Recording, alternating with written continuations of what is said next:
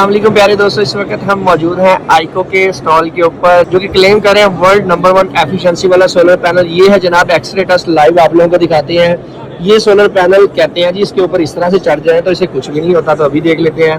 तो आप लोग यहाँ पर देख सकते हैं कि मैं जनाब ये सोलर पैनल के ऊपर आ गया।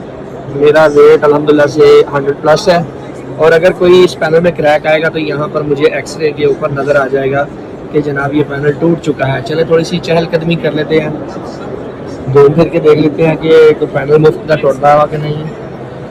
आप लोगों के बिल्कुल सामने पैनल के ऊपर कोई किसी किस्म का क्रैक, कोई किसी किस्म का क्रैश नज़र नहीं आता नज़र आ रहा, पैनल टूटा हुआ नज़र नहीं आ रहा। ये एक्सरे लगाने का इनका मकसद ये है कि ये आप लोगों को लाइव दिखा सकें कि जनाब एक्सरे के ज़रिए पता चल जाता है कि पैनल के अंदर कोई क्रैक वगैरह आया कि नहीं। तो जनाब ये बिल्कुल इसने ये टेस्ट पास कर लिया है। पैनल के ऊपर खड़ा होने से आपको कोई किसी किस्म का क्रैक नज़र नहीं आएगा, कोई किसी किस्म का क्रैक नहीं होगा।